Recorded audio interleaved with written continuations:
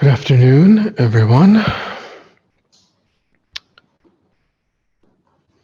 Still using the Franken mic because I don't want to undo and redo it. So, I have a question. yep.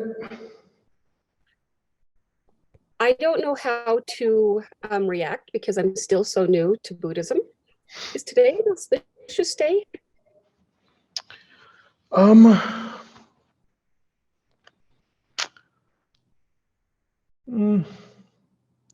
mean, I think, certainly there's a recognition that that we on the earth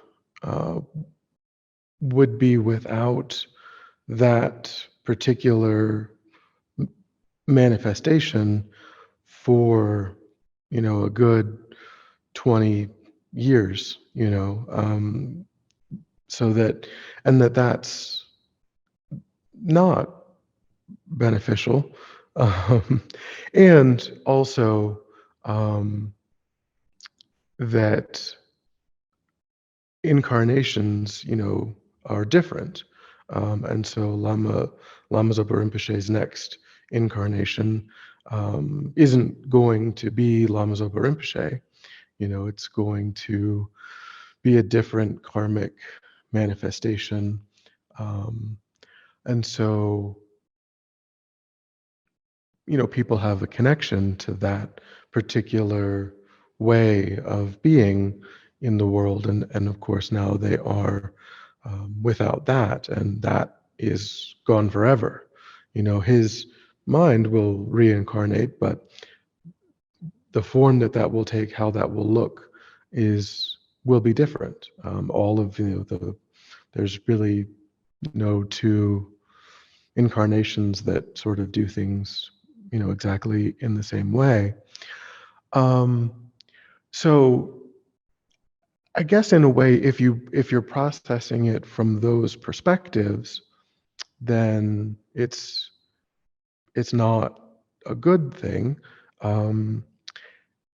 In a way, if you took a longer term view and you think about it maybe from a different perspective, then, in a way, perhaps you could adopt the same perspective of a highly realized person going through the death process, which is that kind of joyfulness at being able to perhaps appropriate more youthful aggregates that can engage in the same sort of vigorous travel and creation of monasteries and nunneries and places of learning, all of the kind of deeds that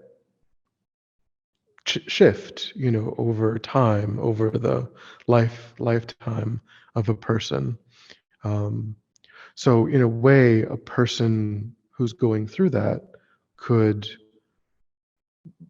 have in their mind the ability to look forward to being able to engage in that kind of activity that requires, a lot of, but I mean, it's also true that Lama Zopa didn't really seem, affected by any of his age or, the man, he was still I mean, the pandemic, of course, but recently, I mean, he'd been traveling and he'd been, so, but in general, that change is something that the practitioner can adopt. So, we can maybe look forward to a time when there's a different, when that energy is able to manifest, in a different way, um, that kind of youthful, vigorous. Although, like I said, he was pretty vigorous still. So, but in general, looking at it from the side of the student, of course, it's hard to see it. But that's kind of a more narrow perspective. Um, we can, yeah.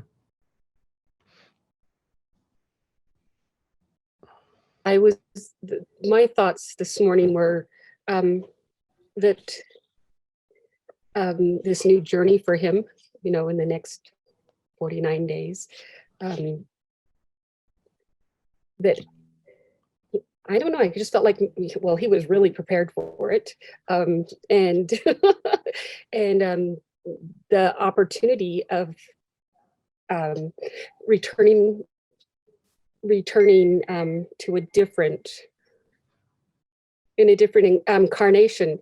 And I don't know, it just, to me, it feels, I'm not sad, but I'm not absolutely, devastated. I feel okay that, his I can't even imagine what he's going to do the next go around. Yeah. He's so that's kind of how I feel.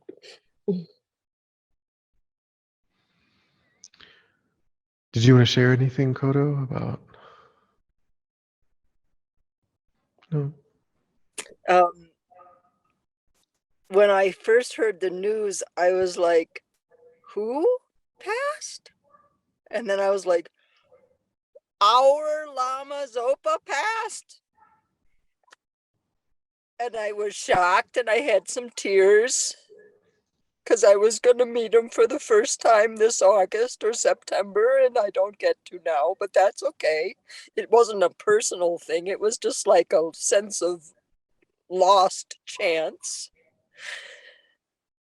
And I've been praying for him all day, and it was like, we're next. I'm next. So I better get my ass in gear now. No more laziness. No more Korean videos. No more eating at night. No more chit. It was like, get in gear. It was just like a wake up. Like, wake up now, or it's going to be too late and I'll just be back in hell, and I've already been there enough and I don't want to go back. And, all of that.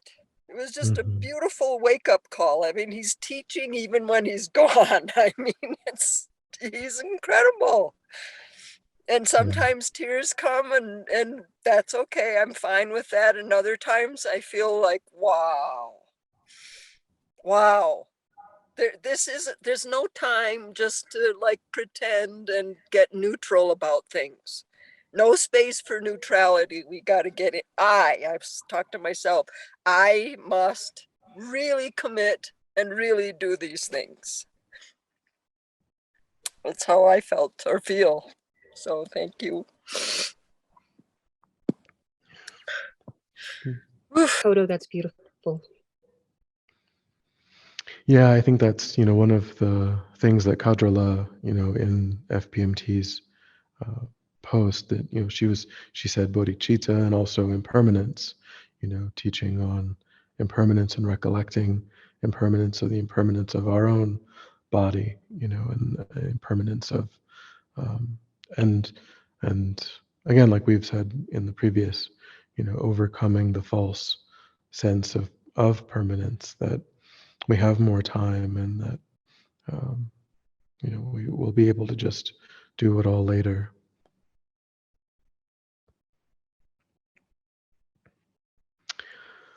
All right, so we'll establish our motivation for our class, and particularly emphasizing, as Kajala advised, that bodhicitta motivation.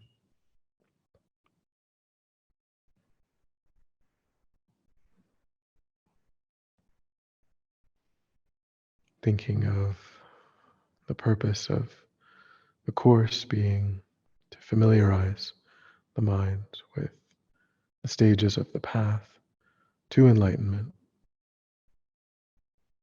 which reliably, repeatably culminates in enlightenment. And the only purpose of enlightenment is to benefit others.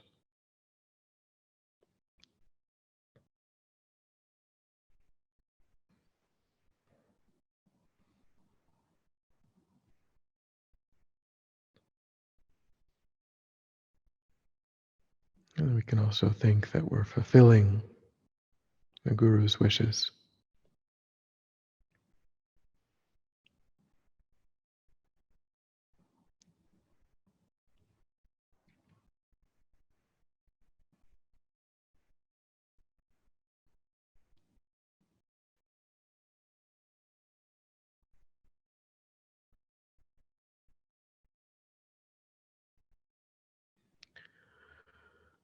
All right.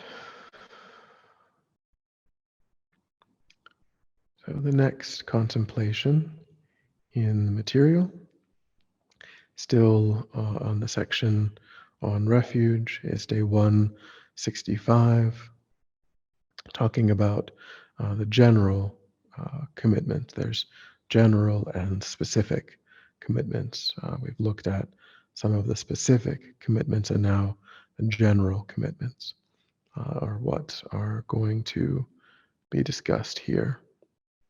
He says there are six general practices or precepts concerning all three refuge jewels collectively. So that's why they're called general, because the other specific precepts were related to the Buddha jewel, the Dharma jewel, the Sangha jewel, individually or uniquely, and these are generalized to all three.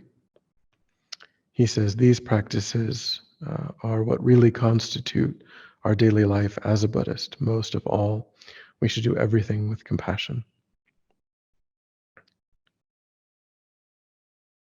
So he says, if we always keep the three rare sublime ones in our heart, every action we do will be Dharma. However, the texts also say we should actually take refuge 3 times in the morning and 3 times at night.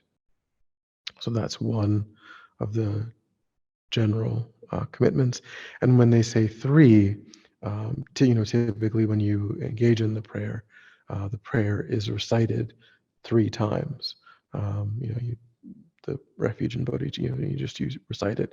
So that counts as 3 recitations. Doing that prayer, as it says, typically is done 3 times. So this is saying that at least twice a day, we should recite that prayer for a total of 3 times, which is what we typically do.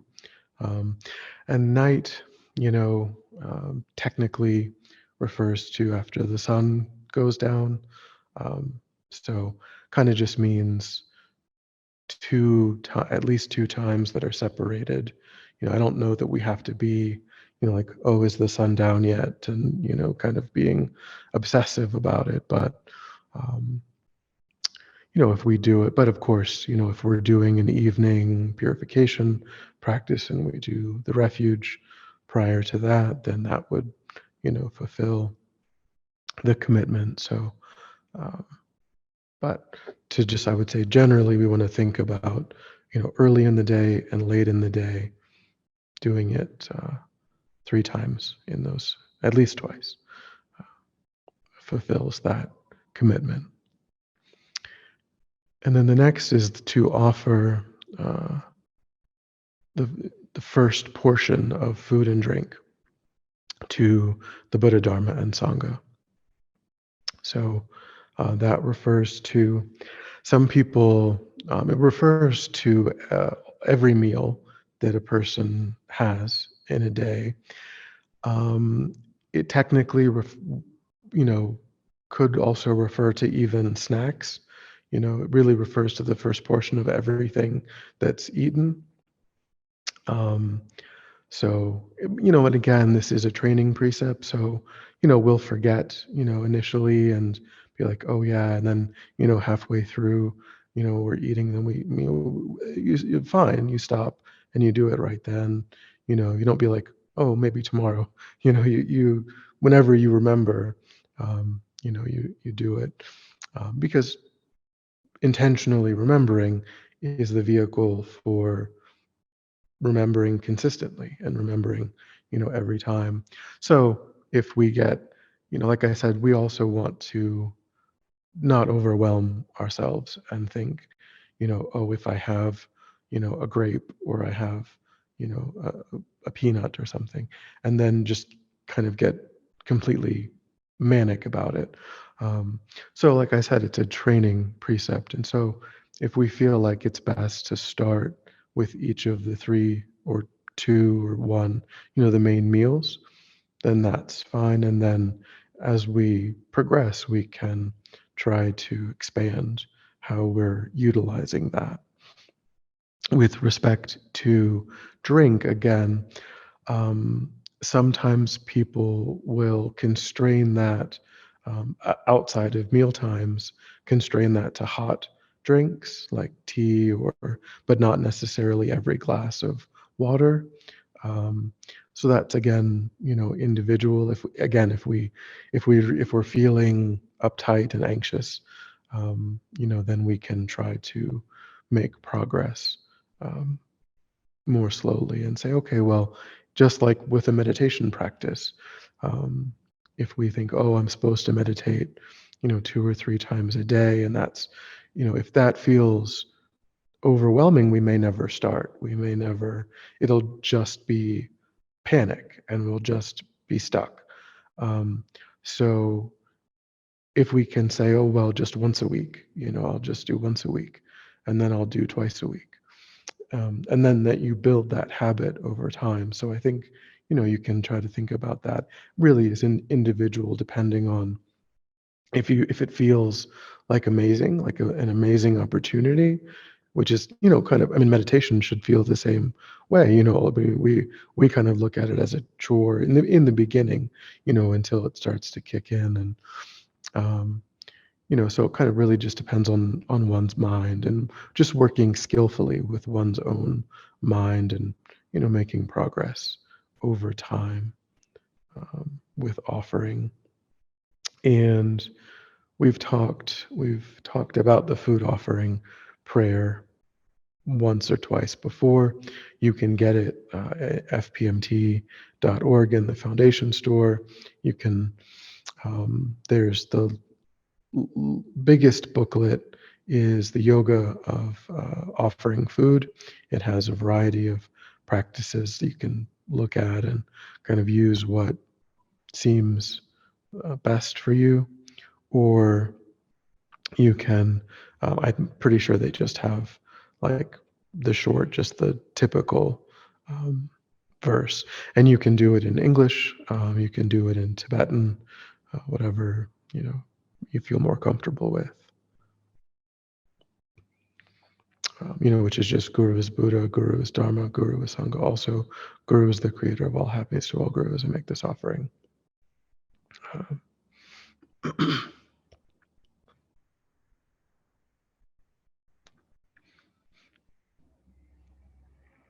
So again, that kind of makes it sound like it's just in relation to the guru, but again, it's Guru is Buddha, Guru is Dharma, Guru is Sangha also. So that's where it's bringing in the generalized commitment of all three jewels. Okay, and then the third is we must explain the Dharma to others according to their level of understanding. Study the Dharma as much as possible. Uh,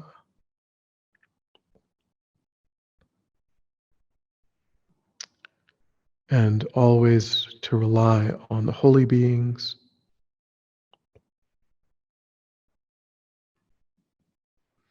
and then guard our refuge and never give it up. So there's not much commentary on those, they're just kind of listed.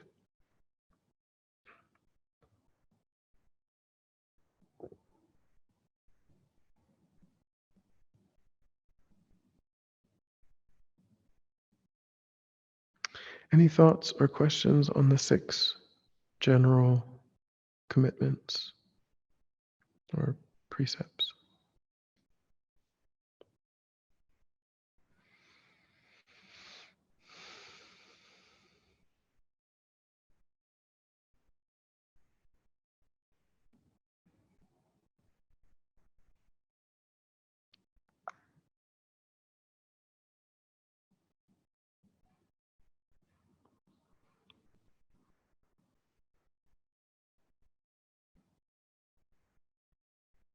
Okay, so day 166. The practice of taking refuge is itself a solution to our problems of ignorance, attachment, and hatred. This is a quote by Lama Yeshe. When we take refuge, we visualize our father to our right, our mother to our left, our worst enemy in front, and our dearest friends behind. All other sentient beings surround us on all sides. He says this visualization is a good example of Mahayana psychology. If we were asked where we would like to put our best friend, we would normally say, oh, here in front of me. Similarly, we would prefer to put our enemy behind us out of sight. Instead, when we take refuge, we put our enemy right in front. We look at them and examine their life sincerely. We think of the problems that our own uncontrolled mind causes and realize that our enemy is in exactly the same predicament. Thus, we should generate great compassion for our enemy and with that, take refuge. This is the best way of taking refuge. He says visualizing all mother sentient beings around us while taking refuge is a very powerful way to overcome excessive concern for our own problems. Many of us are obsessed with our own problems. We cannot forget them and never stop to think what others are experiencing. When we finally realize that others have exactly the same troubles that we do, we start to feel, quote, I'm not the worst person in the world after all, nor am I alone in my suffering. There are many just like me. I should have exactly the same sort of compassion for them as I do for myself. So that's Lama Yeshe giving us a meditation instruction for when we're doing those preliminary prayers, how we visualize.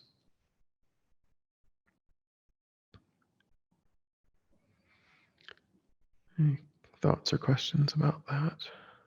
It's pretty straightforward. No, you can't ask a question because I said it was pretty straightforward. Sorry.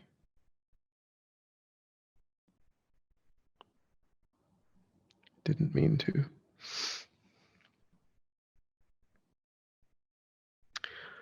Day 167. By taking refuge in Buddha, Dharma, and Sangha, we always have hope. We have a goal. Again, from Lama Yeshe. He says we should take refuge with an understanding of Buddha's teaching, with clean, clear honesty and truth, with a wisdom mind. We must understand the connection between Buddha and ourselves. Buddha has universal love and compassion and complete understanding of reality. We also have compassion and love for people, but it's limited. We also have wisdom to some extent. We understand ourselves, but again, it's limited. So we want to lift ourselves up, have better understanding. We want Buddha's omnipresent compassion and love, and our compassion and love to communicate, to connect, to unify exactly. He says, we shouldn't think, oh, but I do not have enough qualities. We do have the qualities of love, compassion, and wisdom. Buddhism emphasizes that human beings, we ourselves, are as important as the Buddha. We should have confidence that our present limited wisdom, love, and compassion can be limitlessly developed. There is no way to stop its development. The development of material substances is limited, but mental wisdom energy can develop indefinitely. Our love can expand without limitation. Our compassion can likewise increase limitlessly. We must remember this. It's beautiful, isn't it? He says. This energy, the human mind, has no limitation at all. So we should have strong motivation and strong confidence. Even though momentarily we feel we cannot have love and compassion, for some people this is only superficial. Today we have changed our mind. I can give, I can love. Today we should make our enemy our object of compassion. We can do it.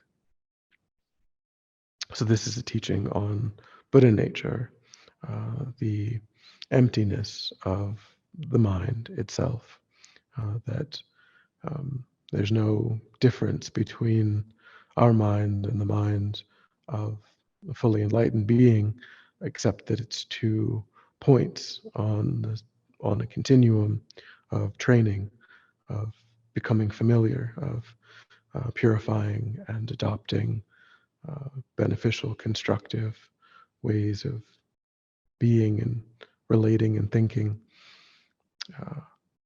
And so because the mind is not, because we are not inherently from our own side ordinary sentient beings, and we're not inherently our personality, our likes, our dislikes, because the afflictions don't exist inherently from their own side.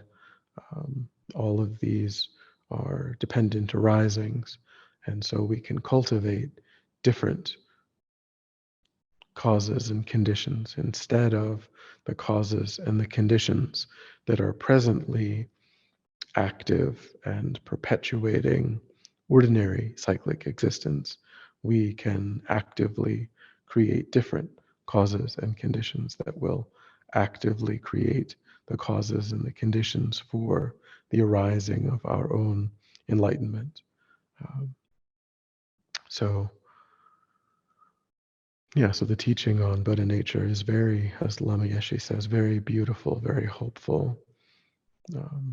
And it, Buddhism would say that we can't speak of a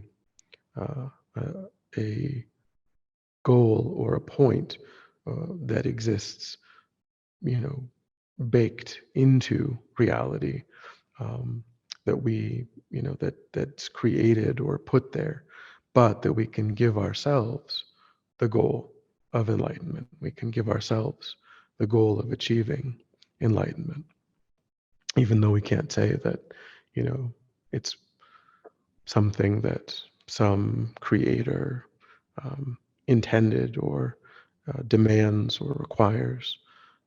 We can choose that goal.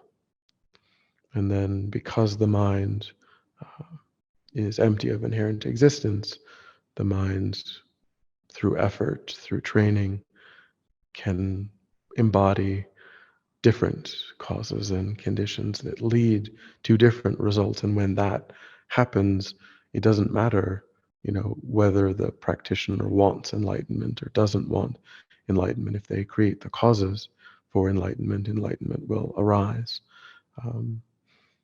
Just like, we don't want samsara to perpetuate, but we have and we are creating the causes and the conditions for it to perpetuate. So simply reacting negatively to that is not productive. It doesn't accomplish anything.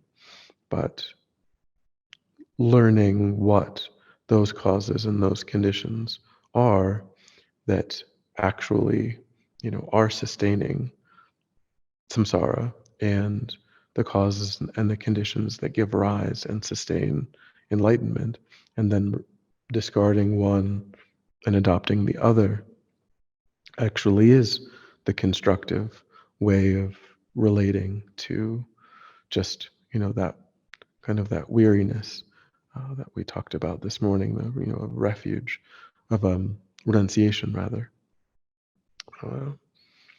It isn't sufficient to just be fed up with cyclic existence. You have to then use that as fuel to create different, to do things differently. Sorry, I didn't sleep very long, so my voice is not, I only got about 2.5 hours of sleep. So sorry.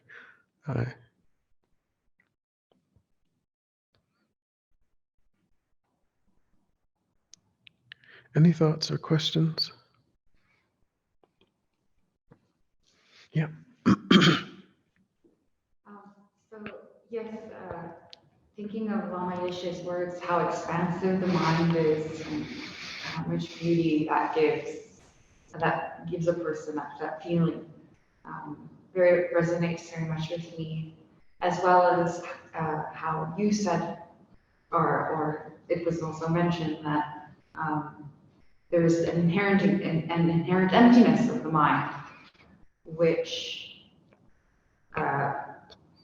being that it cannot be seen from one side only, opens up more expansiveness and freedom to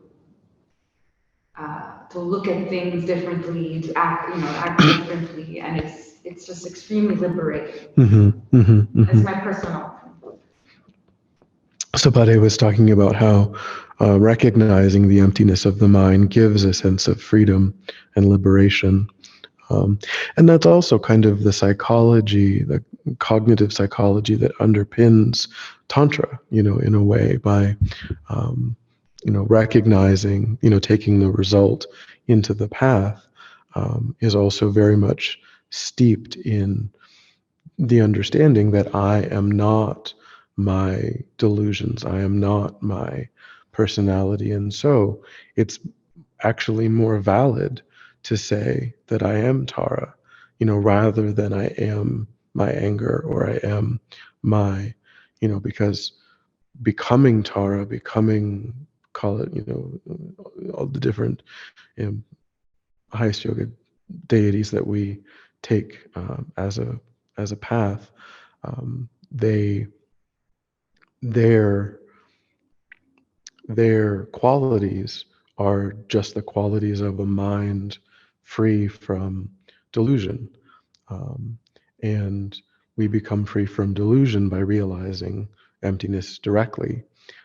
And then, it isn't that you realize emptiness directly and then you have to, like, love and compassion, and those are just the natural qualities of a mind that has lost subject and object duality. You know, it's like when your hand is in pain, your right hand is in pain. You don't think, oh well, but my left hand is fine. It's one thing. Um, and so when an enlightened being sees suffering, it isn't like they're suffering out there and they have to generate compassion. It's just their mind and the suffering are mixed. And they don't suffer. They're still the causes and the conditions that give rise to that suffering that's karmically unique, but they don't see it as out there separate from me, that and that I have to like work on, and like artificially, like, for us, that's how we're progressing. But once then full enlightenment is achieved.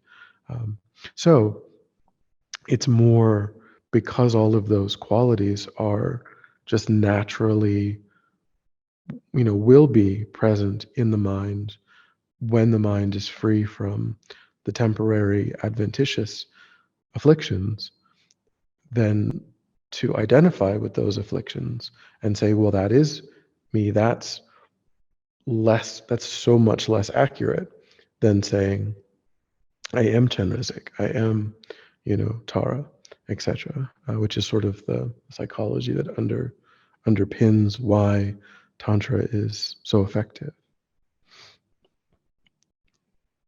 as a fast path.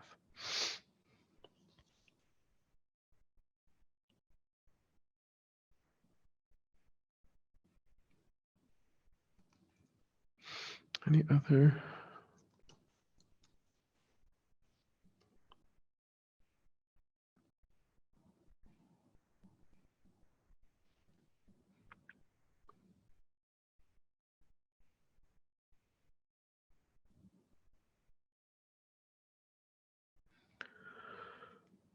Okay, day 168. The quotation is, whatever we do that is holy Dharma is a form of refuge.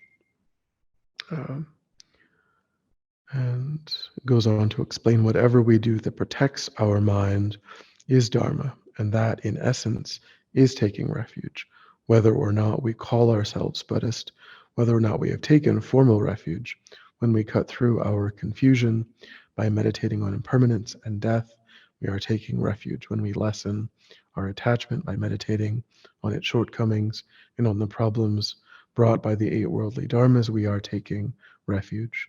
Developing compassion and loving kindness, moving the mind toward the altruistic attitude of bodhicitta is taking refuge. Studying and meditating on emptiness, how the self and all phenomena are empty, is taking refuge. When we develop contentment and satisfaction, we are protected from present and future suffering and from huge problems like depression, aggression, or suicidal jealousy. I think he means that jealousy itself is self-harming. Habitual aggravations and unhappiness, things that have been part of our lives for many years, are eliminated as soon as we practice Dharma sincerely. Our Dharma practice, our pure mind and good heart, immediately protects us from problems that we may have suffered from for months or years. And because we've eliminated the wrong attitude, we stop creating negative karma. Therefore, it protects us from future rebirths in the suffering realms, protected from creating the cause of samsara. We are protected from the fear of samsara. So, kind of like, in a way, it's kind of like saying, a rose by any other name. If you're doing all the right things, then you are protecting yourself. You are, whether you use this word or that word, or you say it comes from this lineage or that lineage or this teacher. If you are doing all of the necessary and correct things that protect the mind, and confront and avert effectively the delusions, the afflictions, and you're really dedicated in trying to uproot them, then you are respecting, the three jewels. You are, because it's the same thing, whether you whether you know it or not. There are probably non-Buddhists that are better Buddhists than some Buddhists, because they didn't hear it from this book or that book, but they get it. They understand, that hatred is a poison, and that that they are not the ego, and they're trying to. So I think that's.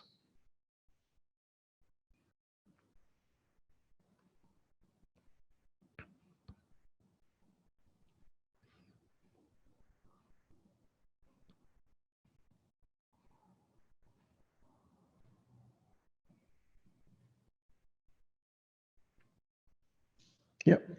So I was going to ask, that raises a question of, are there people who are non-Buddhists practicing, what we know as Buddhism that may reach enlightenment? But then I thought about it, and I think, Siddhartha is the first good example of someone doing that. Am I right?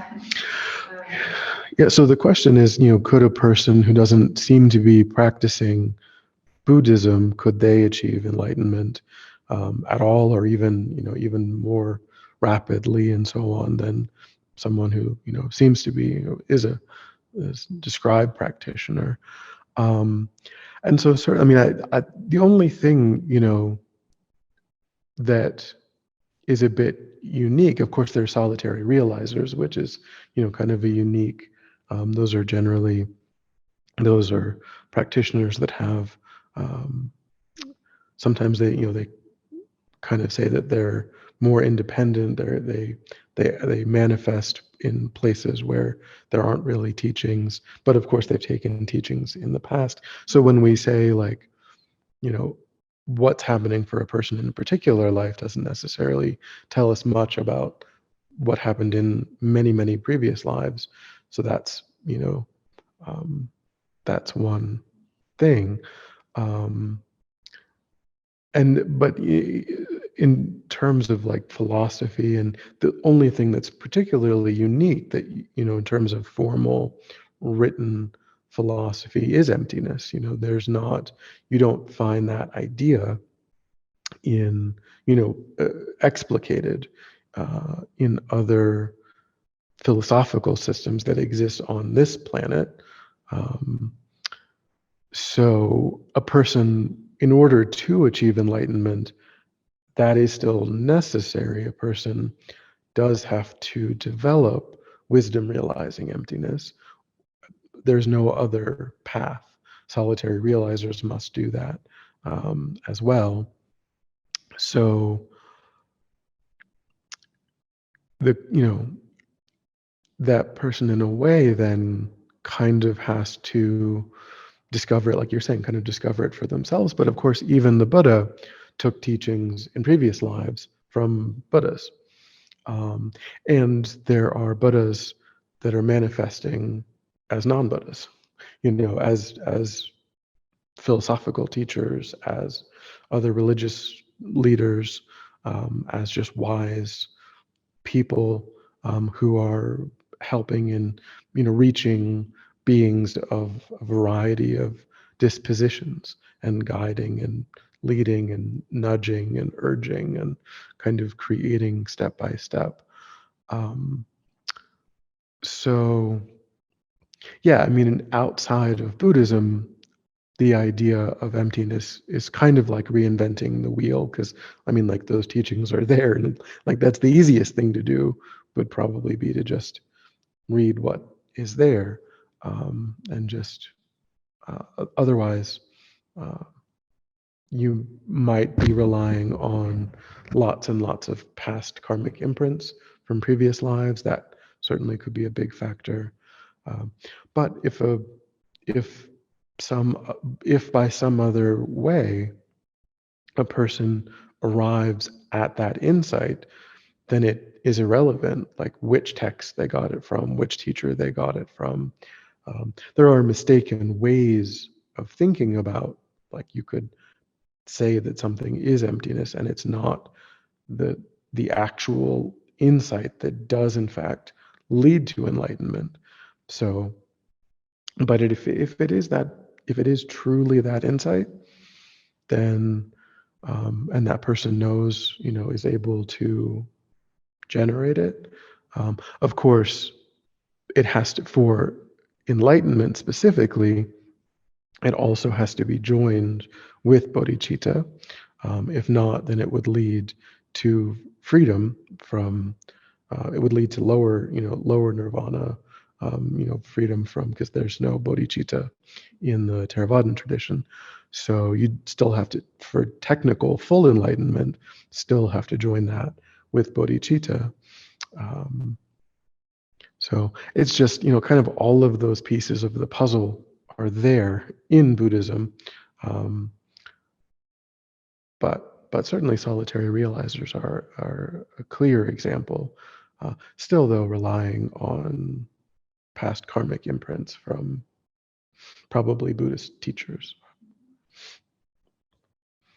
And certainly, of course, it's also true, calling yourself a Buddhist is not, it doesn't mean anything. Of course, you have to actually be doing the things, and be taking it seriously, being sincere, making effort. And of course, that doesn't mean that we should beat ourselves up about where we are today. I just mean that, of course, in terms of because for all people, enlightenment is a journey that likely will take, well, not for all, for a large percentage of people, enlightenment will take many lifetimes. And so it's absolutely the case that there almost certainly would be lifetimes that are incredibly helpful in creating the causes and the conditions for eventual enlightenment that where that person doesn't need to be Buddhist, because they're, maybe they're not realizing emptiness in that lifetime. Maybe they're not getting any imprints of emptiness in that lifetime, but they're getting incredibly strong imprints of loving kindness, of compassion, of wisdom, of generosity, of all of these things. And then in their next lifetime, they incredibly benefit from that, karmically speaking. And then in the lifetime after that, they continue to build upon that. And then at some point, like down the line, maybe then the emptiness comes in, the other things, maybe that leads to like, oh, bodhicitta sounds like what I gravitate toward because of my generosity, my love, these past karmic imprints. And because bodhicitta sounds like what I'm about, now maybe I'll learn about emptiness, because that's also like part of it. That's also what these people are talking about. So these karmic imprints over many lifetimes. Um, so we certainly can't say that um, in a given lifetime that a practitioner, that anyone isn't creating the causes and the conditions that are going to be incredibly powerful as a part of the karmic history that will speed them to enlightenment. But maybe to say that they did all of their lifetimes outside of Buddhism, that might be challenging, because I don't know where the emptiness would come from. I mean, it might be a little bit of a challenge to say that they did it fully in every lifetime, never knowing anything about Buddhism. I mean, maybe, but difficult. Maybe more difficult. I don't know.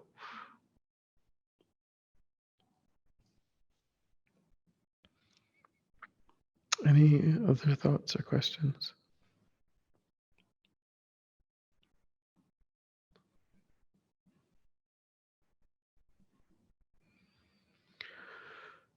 Okay, day 169. With a deep understanding of taking refuge, we will begin to taste the honey of Lord Buddha's wisdom. He says, this is again Lama Yeshe. He says, taking refuge in Buddha Dharma is important. Why? Taking a pill when we feel restless is only a temporary solution for our mental illness. When they become nervous, many people take a tranquilizer, don't they? The restless mind takes refuge in a tranquilizing pill. This is not the professional way of taking refuge, he says. It does not really solve the problem.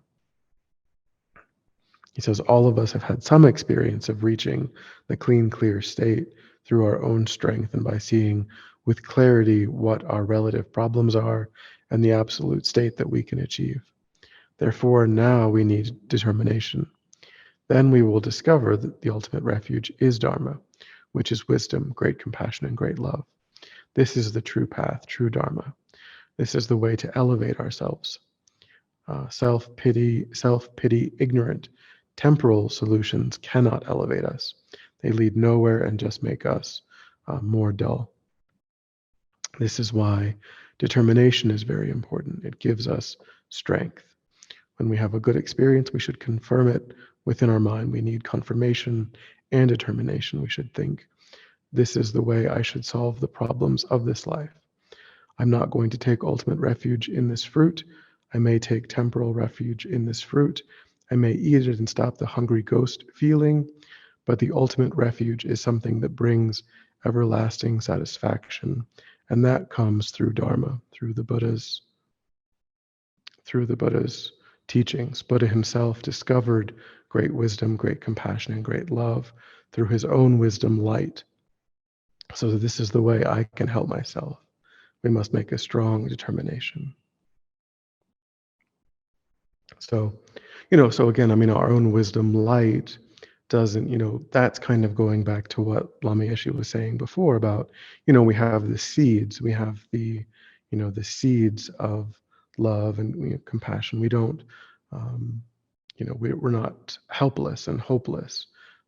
It doesn't necessarily, I don't know that it means that we can rely only on how things appear to us. And, because of course our wisdom is also not fully developed, but there is, we can over time more and more cultivate these seeds, grow these seeds that are there in the mind.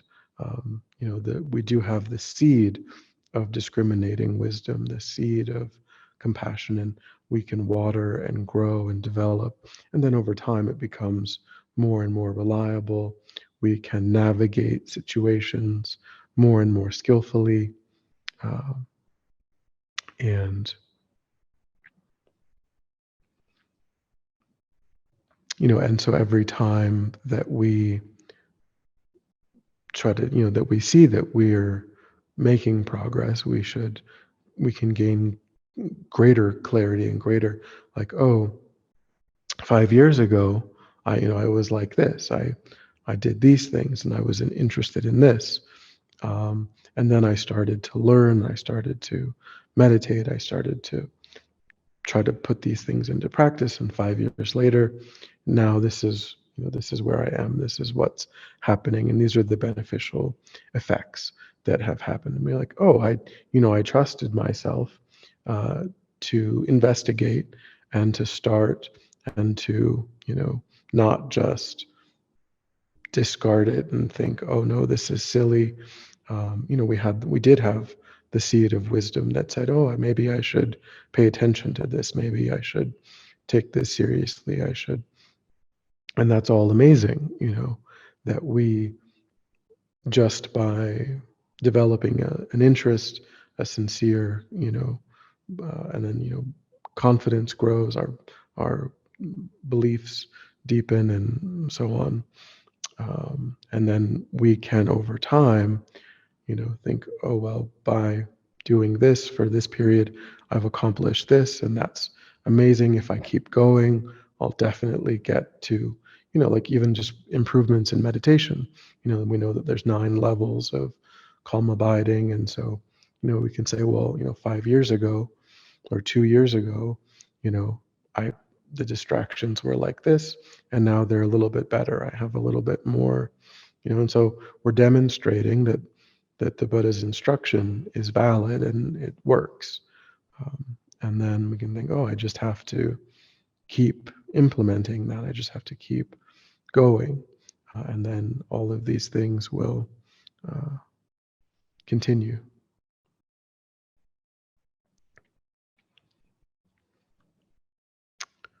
Okay.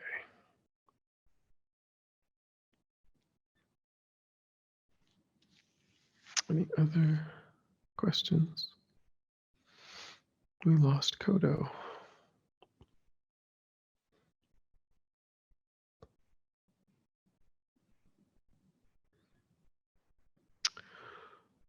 Well, that is, oh no. Oh, that's just the wrong tab. That is actually the last contemplation in the chapter on refuge. So any questions that would be helpful?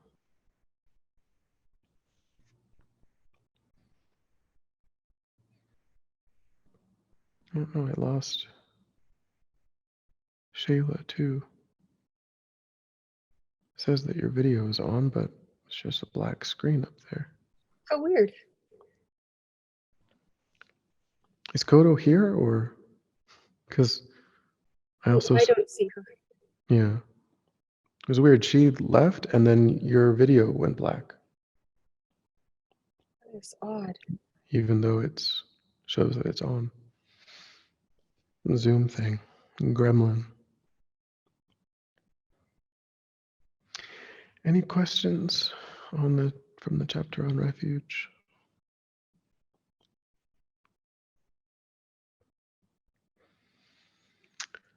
All right, well then we can just dedicate. So I think we, again, focus our dedication on thinking, wishing for Lama Zopa Rinpoche to instantly manifest again on the earth in a place perfectly conducive for training, for being recognized,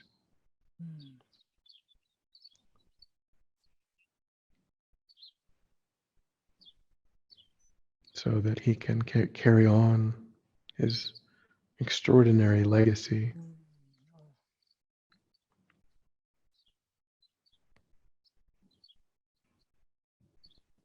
So we think that the Lamrim is incredibly important to Lama Zopa, and so by studying it, we are fulfilling the Guru's wishes,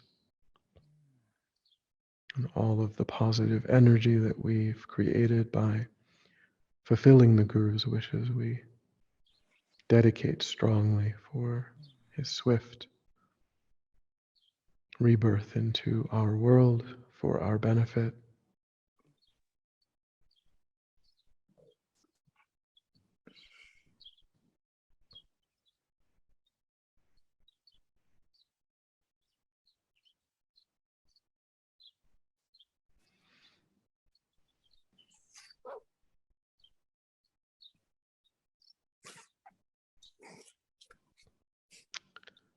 All right.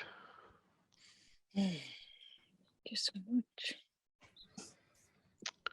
Thanks for coming. So we will start the section on karma on Monday. Thank you. Thanks for coming.